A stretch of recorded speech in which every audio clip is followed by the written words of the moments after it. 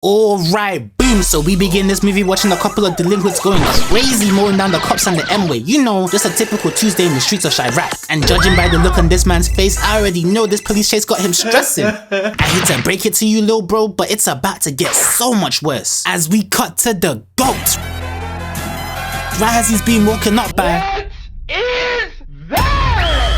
Oh, hell no. Somebody please get my boy to a new barber expeditiously. How they got his hairline receding at only 6 years old? I'd be crying if I look like that too, bro. That's messed up what they be doing to y'all. Regardless, we get the introduction of the MVP. The fit, atrocious. The J's, iron. Does he look like a homeless bum? Yes. But don't let his looks deceive you, because he will genuinely mess you up in the most diabolical ways imaginable. That's on all of our souls. And I don't want to see any of y'all in the comments talking crazy about how you would take Hancock in a 1v1, because I promise you, on a G ting, you do not want that smoke, respectfully. So we got Brick from the middle over here trying to explain to our MC how there's currently a violent shootout taking place on the M-way. And I don't know if bro's just as mad at the fade as I am or what, because he looked just about ready to sacrifice this child to a pagan deity. Luckily for the kid, my goat has morals and stuff, so he lets him slide, thank God. I wish I could say the same about the shooters though, as Hancock launches himself in the air with a bottle of Henny in his hand, making damn sure we get a clear view of the J's. This man cannot be serious. And I just know that the cops absolutely despise this nigga too. He's over here causing insane levels of chaos, all in the name of protecting the peace. Low key, he should try out for the Avengers. He would fit right in. What's worse is they can't even follow the normal protocol with dealing with the Kaiser net people, because this nigga is bulletproof. That's tough. So Hancock pulls up, whipping the back of this car out with his bare hands. Damn! I'm not gonna lie, that would have been my cue to surrender right there and then. You got it, nigga. I do not want any part of that. Simple. So he sits himself down in the car and starts trying to negotiate with the shooters. They're over here speaking Japanese, but bro doesn't give a F about what they gotta say. He's over here like, bro, stop this car right now and turn yourselves in, otherwise your head is going up his ass.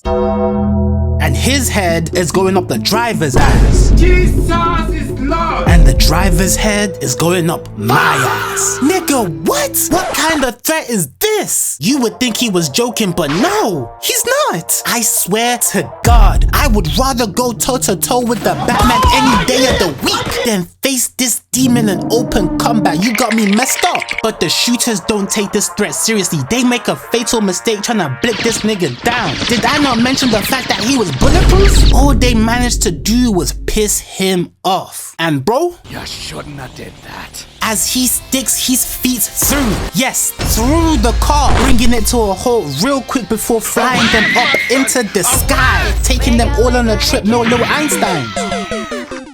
God, these niggas genuinely fearing for their lives. Look at this guy, he's crying. Regardless, all this madness and chaos comes to an end with Hancock skewering them through the top of this building. There is no way in hell them niggas survived this shit, bro. They're cooked. At least he kinda ended up saving the day, but the amount of damage he caused, Jesus Christ. No wonder why the public hate his guts.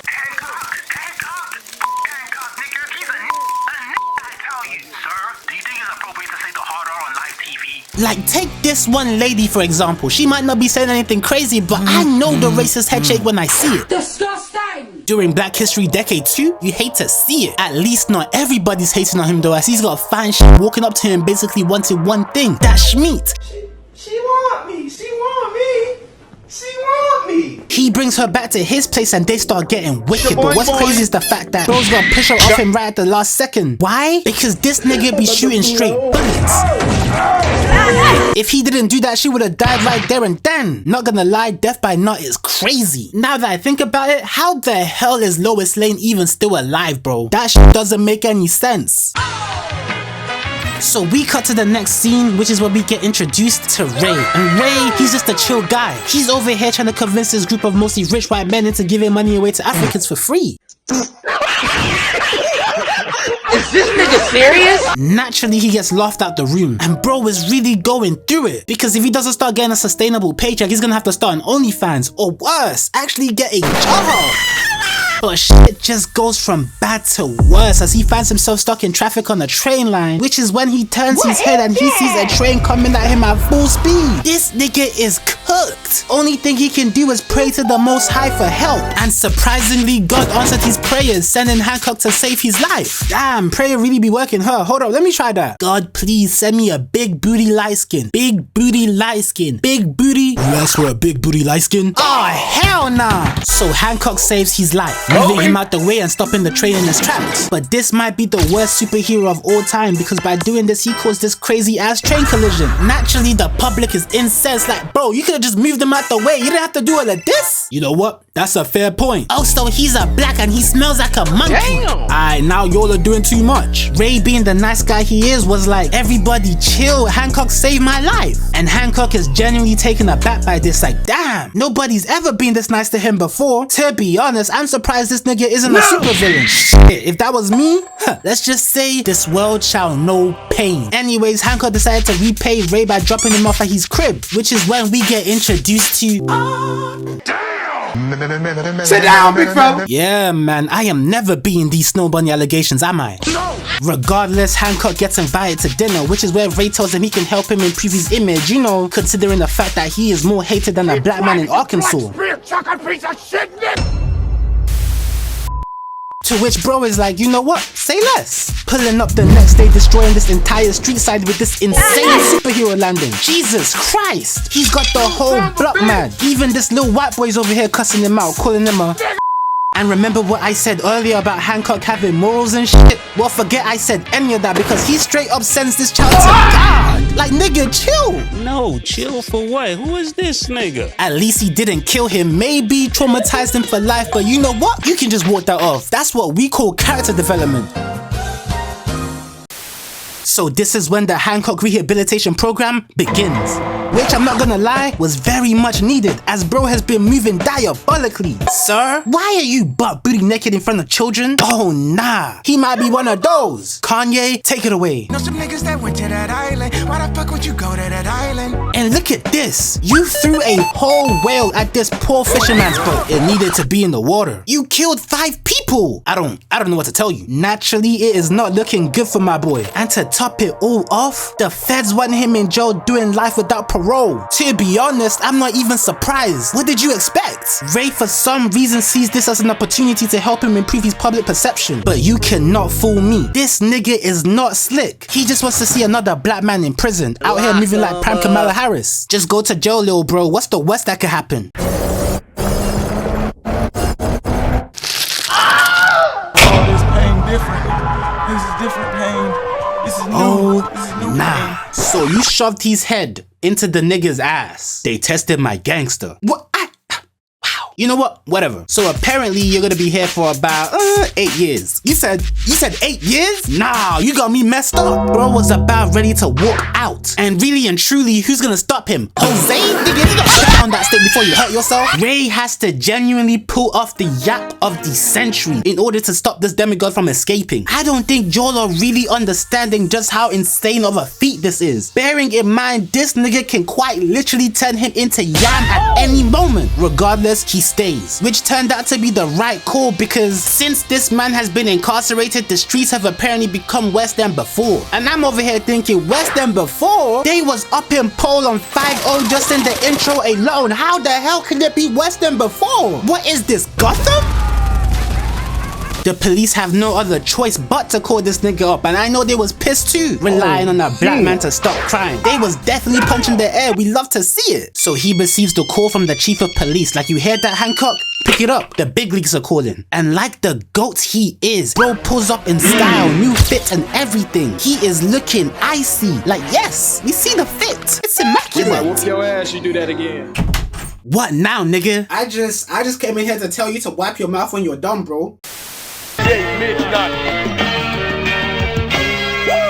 So apparently there's a crazy shootout going down, and they got hostages too, out here mowing down the law with 50 caliber assault rifles. Like, why are you moving with this much heavy machinery? Who are your ops? Galactus? Not to mention the fact that we got this one cop over here pinned down behind this car. How do you even get yourself in this situation, bruh? She better thank LeBron that Hancock pulled up just in the nick of time to save her life. Can I touch you? You know, considering the fact that you're a white woman and all, and there's cameras. Like, I've read To Kill a Mockingbird, so I know what they be doing to us blacks when we start messing with a white woman. What? Yes, nigga, just get me out of here, shit! So he does just that, carrying his police vehicle, protecting her from the bullets as he walks her out. Mission success. But now he's got to deal with the shooters. And what the hell is this man wearing on his face? I just feel dirty looking at this. He looks like he's about to give me a prostate exam. So Hancock starts taking these robbers out one by one. He's got them all scared. They're looking at their mates like, who's getting taken next? And why is bro looking at me? I can't help you. Best get to praying to Donald Trump, otherwise you're finished.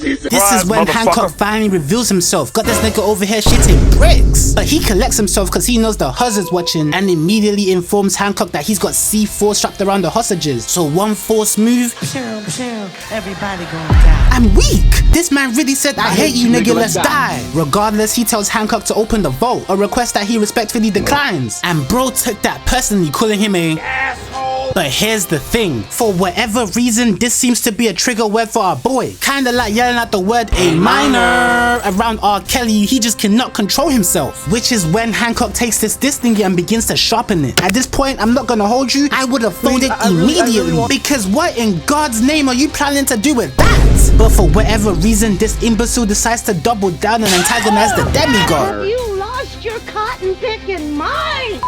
So this entire situation ends exactly how you would expect, with Hancock revoking this man's right to goon. Damn. I'm weak. Bro really took his hand like it was a toy. I'm telling y'all, you gotta try Jesus before you try this fiend. So Hancock saves the day and now he's the man. They out here treating him like prime Michael Jackson. He got the huzz fainting and everything. All I can say is I told him everything he knows. I knew him since we were yay high. He does not know you, little bro. Nigga, why are you still in my room? But you know what they say, everything that goes up must come down, so best believe something bad's about to happen. As after a night out drinking, Hancock puts Ray to bed and immediately starts making moves on his wife. I swear to God, this is why you can't trust niggas around your girl. One day you'll be chilling, next thing you know, she's over here playing 2-player Dokkan battle with your homie. The streets is dark. I knew something was up with the way they've been eyeballing each other all movie. How did Ray not see the signs? You know what? Even if he did see the signs, just what in the name of fuck is Ray gonna do? This must be what them niggas in ancient Greece was feeling like when they was getting their bitches stolen by God. Shit, I guess even demigods are susceptible to that snow bunny hypnosis. This shit is inescapable. But this is when things start getting out of hand, as Shorty quite literally throws this nigga through a building. How is that even possible? It turns out that Shorty has powers too. I'm just as confused as you. She dead ass skipped this nigga off of multiple cars like a stone, then has the nerve, the audacity to go ahead and say, if Ray finds out about me, you're cooked. I beg the most racist of pardons? Even Hancock is bewildered. Nigga look like he just seen a naked Rod Wave. And how is she just gonna go ahead and act normal the next day like nothing happened? Talking about some, hi honey, breakfast? Oh, I don't know how this happened. Bitch, you did that. That was you. Regardless, this is when we finally start getting some explanations as to what the hell is even going on. With Shorty pulling up to the crib looking, ooh. Nah nigga, you can't even blame me for this. Look at her. So she's like, let me break it down for you, Mark. And starts explaining how they're gods or angels or some shit. I'm not gonna lie to you, I was not listening. I was distracted by but bro was not trying to hear none of that either, because after that kiss, he was just trying to figure out just what the hell they were to each other. Oh, we're brothers and sisters. Brothers and sisters? What in the Jamie and Cersei Lannister? Bro figures she's probably capping and decides to go snitch on her to Ray like, I'm gonna tell on you. And I guess even demigod bad bitches be dodging accountability like the plague, because she dead ass starts whooping this nigga's ass like he owed her money. I kid you not. She is over here beating this nigga with a truck, my nigga. It's looking rough. Green Giant. They're over here having a biblical level showdown with the weather changing, tornadoes forming. Like, what the hell is even going on? If I didn't know any better, I would have thought this was the rapture. And despite all of this going down, she is still beating this nigga's ass. Over here doing drop kicks and everything. She is moving mad. Ray's looking at all of this going down like, hold up, is that my wife? Yeah, man. I hate to break it to you, little bro, but you've been hoodwinked, bamboozled, led astray, run amok, and flat out deceived. That's tough. But even with all that going on, we still haven't got to the biggest shock of the movie. As after a store robbery gone wrong, we soon find out that Hancock, who mind you, we've been led to believe is this immortal, invincible demigod this entire movie, well, it turns out he is very invincible.